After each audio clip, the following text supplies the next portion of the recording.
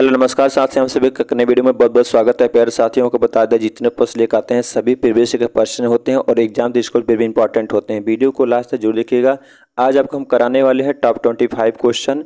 ये सभी एग्जाम में कॉमन क्वेश्चन है जो हर एक एग्जाम में पूछे हुए प्रश्न। इसी वीडियो को लास्ट तक जरूर देखिएगा। पेन कॉपी ले लीजिए, उस पर नोट डाउन जरूर कीजिए, क्योंकि ये सभी प्रश्न आपके एग्जाम में आए हुए प्रश्न हैं और वेरी वेरी इंपॉर्टेंट है आपके लिए, इसलिए वीडियो को लास्ट तक जरूर देखिएगा।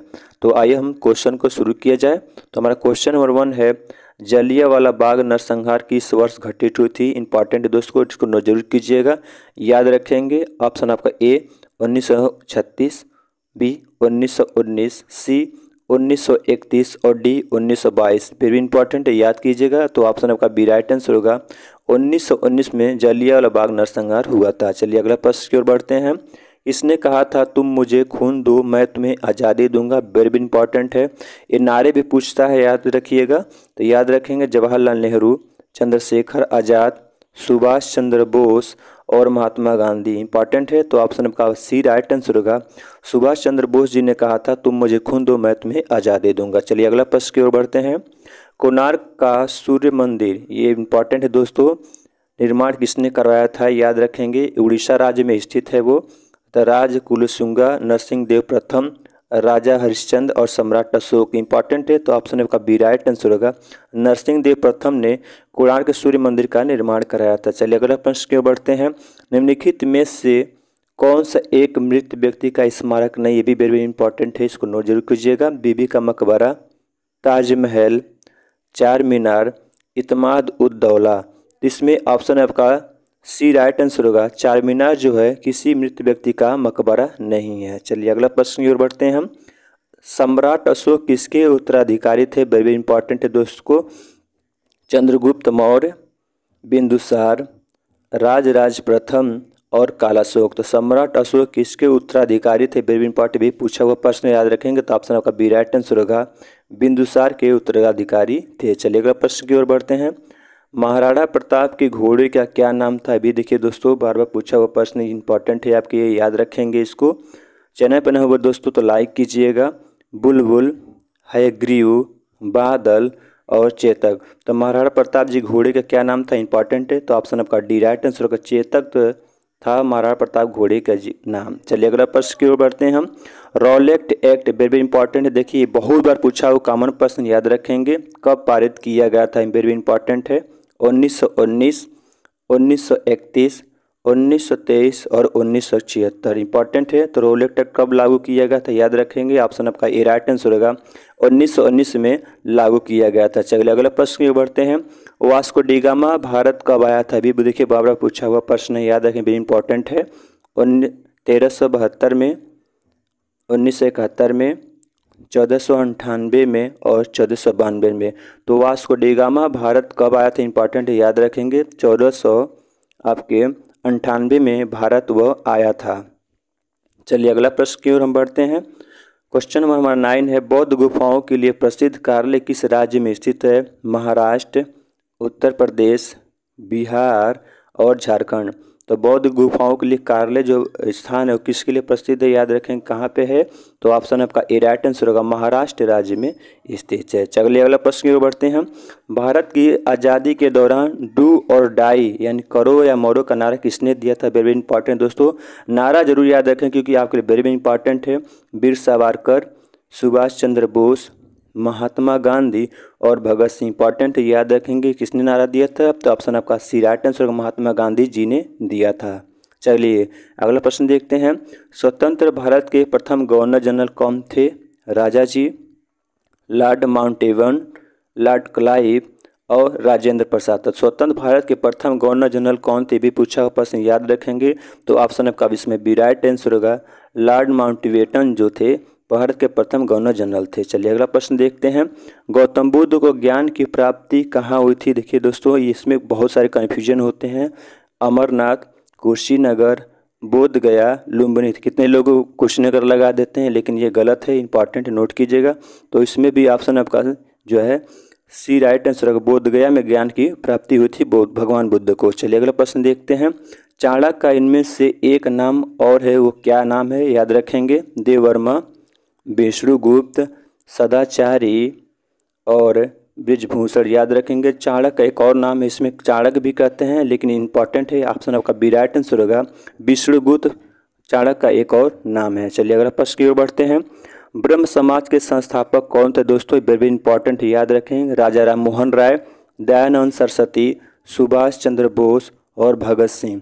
तो ब्रह्म समाज के संस्थापक कौन थे, ये भी आप कंफ्यूज बिल्कुल ना होइएगा, याद रखेंगे। तो कौन थे, तो इसमें भी ऑप्शन आपका ए राइट आंसर होगा।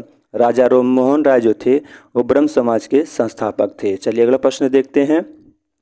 अजंता और एलोरा की गुफाएं किस राज्य में स्थित है, इंपॉर्टेंट है आपके लिए। मध्य प्रदेश, गुजरात, महाराष्ट्र और छत्तीसगढ़। अजंता की गुफाएं कब किस वर्ष हुई थी, इंपॉर्टेंट है आपके लिए, याद रखेंगे। तो ऑप्शन ए इसमें आपका सी राइट आंसर होगा। महाराष्ट्र राज्य में अजंता और एलोरा की गुफाएं स्थित है। चलिए अगला प्रश्न में बढ़ते हैं। रविंद्रनाथ टैगोर को किस वर्ष नोबेल पुरस्कार से सम्मानित किया गया था, इंपॉर्टेंट दोस्तों, ये भी इंपॉर्टेंट, देखिए बार बार पूछा हुआ प्रश्न, याद रखेंगे। तो ऑप्शन आपका 1911 में, 1913 में, 1941 में और 1912 में, वेरी इंपॉर्टेंट है। तो रविंद्रनाथ टैगोर कब हुई थी, तो ऑप्शन आपका बी राइट आंसर होगा। 1913 में मिला था नोबेल पुरस्कार। चलिए अगला प्रश्न की ओर बढ़ते हैं। सुभाष चंद्र बोस जी को पिताजी मतलब पिताजी का क्या नाम था, वेरी इंपॉर्टेंट है, पूछा हुआ प्रश्न है। तो सुभाष चंद्र बोस जी के पिताजी का क्या नाम था, सत्येंद्र नाथ बोस, जानकी नाथ बोस, जगदीप नाथ बोस और NS बोस। इंपॉर्टेंट है, याद रखेंगे। ऑप्शन आपका बी राइट आंसर होगा, जानकी नाथ बोस उनके पिताजी का नाम था। चलिए अगला प्रश्न देख बढ़ते हैं। अंतिम मुगल सम्राट कौन था, वेरी इंपॉर्टेंट है दोस्तों, याद रखेंगे, ये भी पूछा हुआ प्रश्न है। बाबर, जहांगीर, अकबर और बहादुर शाह जफर। तो अंतिम जो मुगल सम्राट था भी पूछा हुआ प्रश्न है, याद रखेंगे। ऑप्शन आपका डी राइट आंसर होगा। बहादुर शाह जफर जो था वो अंतिम मुगल सम्राट था। चलिए अगला प्रश्न देखते हैं। दीन ए इलाही किसके द्वारा प्रचारित किया गया था, इंपॉर्टेंट है। बाबर, बहादुर शाह, अकबर और हुमायूं। तो दीन ए इलाही किसके द्वारा प्रचारित किया गया था, वेरी इंपॉर्टेंट दोस्तों को, इसको भी याद रखेंगे। तो ऑप्शन आपका जो है सी राइट आंसर होगा। अकबर के द्वारा दीन ए इलाही जो है प्रचारित किया गया था। चलिए अगला प्रश्न में बढ़ते हैं। सीमांत गांधी किसे कहा जाता है, वेरी इंपॉर्टेंट है। मोहम्मद अली जिन्ना, महात्मा गांधी, खान अब्दुल गफर खान और राम मोहन राय। इंपॉर्टेंट दोस्तों, तो सीमांत गांधी के नाम से किसे जाना जाता है, याद रखेंगे आप भी, क्योंकि ये आपके एग्जाम से वेरी इंपॉर्टेंट है। तो ऑप्शन इसमें आपका सी राइट आंसर है। खान अब्दुल गफर खान को सीमांत गांधी के नाम से जाना जाता है। चलिए अगला प्रश्न की ओर बढ़ते हैं।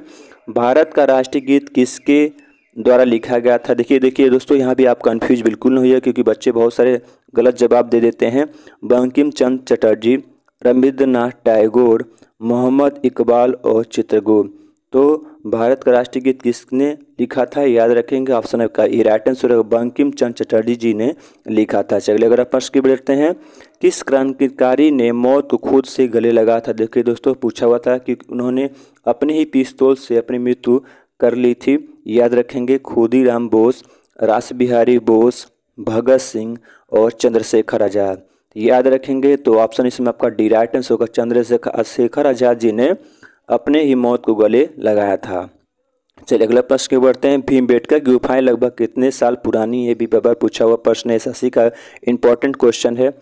1000 साल, 5000 साल, 30,000 साल और 22,000 साल। तो भीमबेटका की जो गुफाएं कितने साल पुरानी है, याद रखेंगे।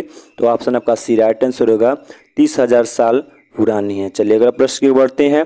महात्मा गांधी द्वारा भारत छोड़ो आंदोलन किस वर्ष शुरू किया गया था। 1941 में, 1942 में, 1948 में और 1949 में। वेरी इंपॉर्टेंट है दोस्तों। तो महात्मा गांधी भारत छोड़ो आंदोलन कब शुरू किया गया था, वेरी इंपॉर्टेंट, याद रखेंगे। तो ऑप्शन आपका बी राइट आंसर होगा, 1942 में शुरू किया गया था। चलिए अगला प्रश्न की बढ़ते हैं हम। वर्तमान 2024 में भारत के शिक्षा मंत्री कौन है दोस्तों, ये करंट का क्वेश्चन हम पूछते हैं। इसका आंसर दोस्तों आप कमेंट बॉक्स में जरूर दीजिएगा। कौन है, पीयूष गोयल, अश्विनी वैष्णव, धर्मेंद्र प्रधान और अमित शाह। इसका दोस्तों आप आंसर कमेंट बॉक्स जरूर दीजिएगा। चैनल पर हो तो सपोर्ट कीजिएगा। आपको वीडियो कैसा लगा ज़रूर कमेंट कीजिएगा। और आपको बता दें इस तरह के हम प्रश्न डेली लेकर आते हैं। सभी ये प्रश्न प्रीवियस ईयर के प्रश्न होते हैं और हम बार बार एक बार फिर बोले हम वही प्रश्न कराते हैं आपके जो एग्जाम डिस्कोल से वेरी इंपॉर्टेंट होते हैं। Thank you so much for watching.